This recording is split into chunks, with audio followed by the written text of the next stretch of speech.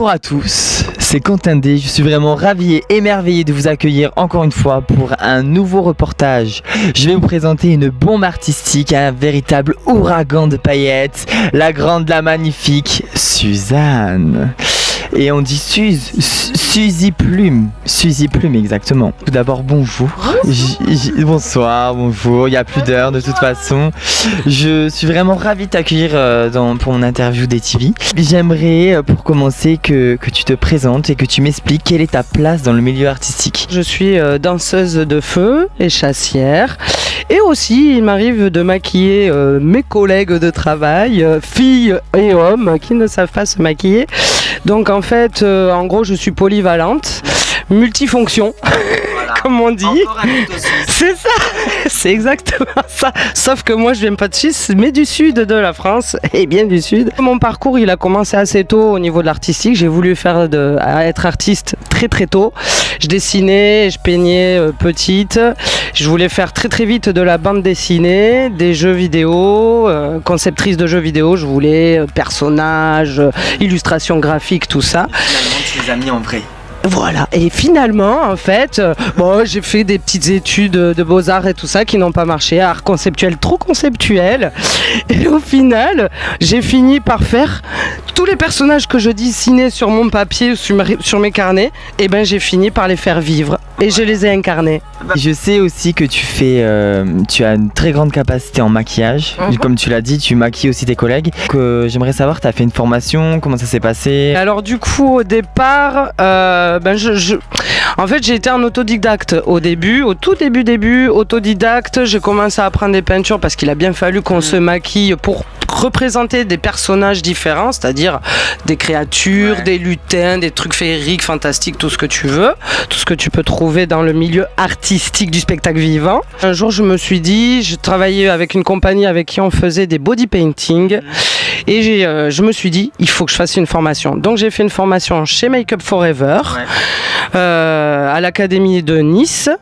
Et j'ai suivi donc cette formation pendant 1 mois et demi, une formation personnalisée qui était fort intéressante parce qu'on a appris la physionomie, certaines techniques de maquillage parce que toutes les techniques sont différentes, que ça soit maquillage à l'eau ou maquillage poudre et gras. Donc en fait, l'univers du maquillage est très magique. Ouais. C'est de la magie, c'est hyper large et c'est très technique. Il y a le FX, tout à fait. T'as l'artistique, t'as la mode, t'as l'historique, t'as le théâtre qui est encore différent, t'as le scène, enfin tout ça c'est des techniques complètement différentes et le FX. Et j'aimerais savoir par rapport du coup à tes shows, tu fais des échasses, tout ça, et je sais aussi que tu fais beaucoup de feu.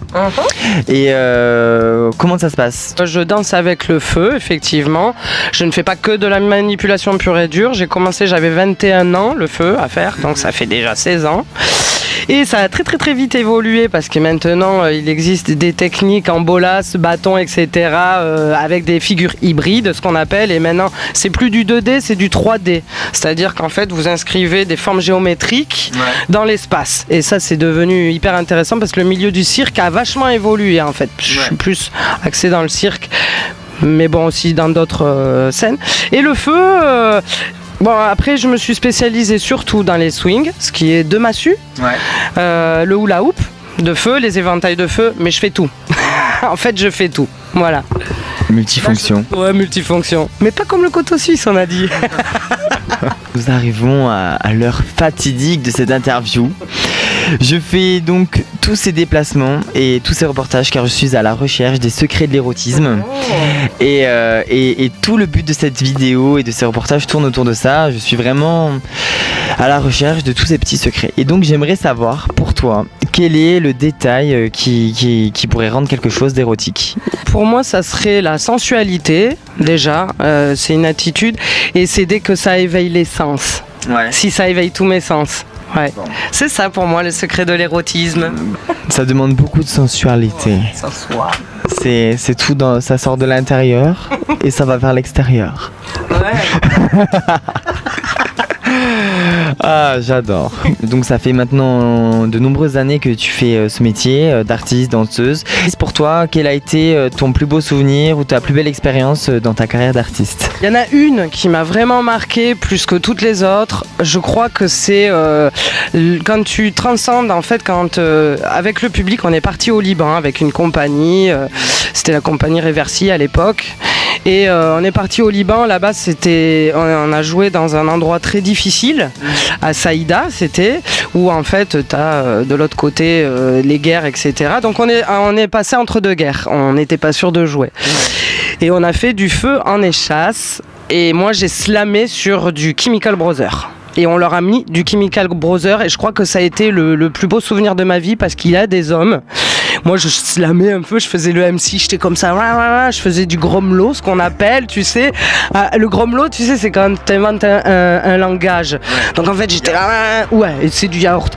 Et moi j'étais là, ouais, nanana. Et à un moment donné j'ai crié Freedom. Et là, je te jure, je sais pas s'ils ont entendu, mais tous ils étaient comme ça. Il y avait, je pense, plus de 100 000 personnes dans la rue à nous regarder.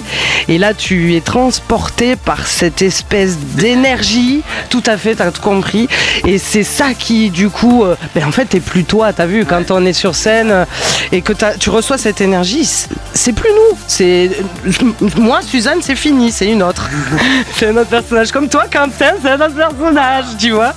La musique du show commence et on est plus le public. Je crois que le plus important, c'est le public. Ah oui.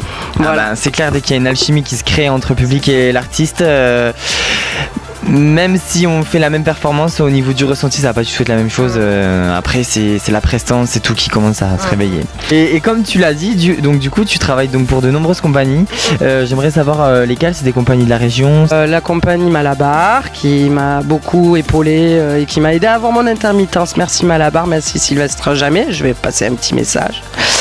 Et grâce à eux, j'ai pu rencontrer des gens formidables sur toute ma route. Et il y a eu alors Malabar, mais c'est fini. Je bossais avec la compagnie Faille, avec la compagnie Lamus Dynamo ou la Belzanca. J'ai bossé pour Alambic. J'en ai bossé après pour des petites, pour des grosses. Et maintenant, on aimerait bien sortir nos propres petits trucs. Et voilà. Puis j'aimerais bien bosser avec toi. Nous allons annoncer la date du décollage très bientôt. Voilà, l'avion va bientôt décoller. On a déjà travaillé ensemble aussi sur plein de trucs. En fait, j'ai voulu même ressortir la blagounette qu'on avait fait ensemble de la date, mais je me suis dit c'était pas ce souvenir-là qu'il fallait que je relate. C'était laquelle? Tu te souviens quand on était en clown? Oh là là. Ah oui, car ça sera mon souvenir. Voilà. En fait, c'était notre première date. On a travaillé au Macumba à Saint-Julien-de-Genevois. C'est une boîte qui n'existe plus malheureusement. C'était un monument dans le monde de la nuit. Et on avait fait une soirée cirque. Et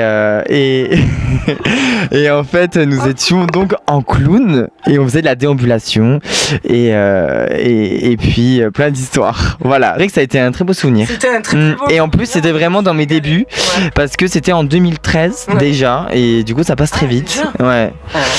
Ça passe très vite. Non, attention ton maquillage. Non. Zéro émotion. Quels sont tes futurs projets? Là, j'aimerais beaucoup me servir d'une formation longue. Donc, j'aimerais bien faire une école de maquillage plus poussée. Parce que j'adore m'alimenter, me nourrir. J'ai l'impression que je ne suis jamais nourrie assez. Ouais, je suis jamais assouvie en fait, c'est ça.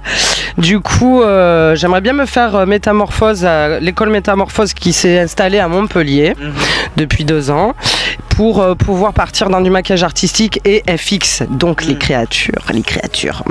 Oui, avec tu sais, les prothèses et tout ça là. Alors ça, j'ai trop envie. Et puis après, il faut voir parce que de toute façon, il y a des portes qui s'ouvrent ou pas. Oui, bien sûr. Et il y a aussi tes ateliers. Ouais. Ah oui, c'est vrai, il y a aussi les ateliers. Alors là, du coup, on aimerait bien faire un atelier hula hoop courant 2018, fire eating à Nîmes et qu'est-ce qu'on a dit, bolas aussi. Voilà. Les bolas, c'est les poi. de feu.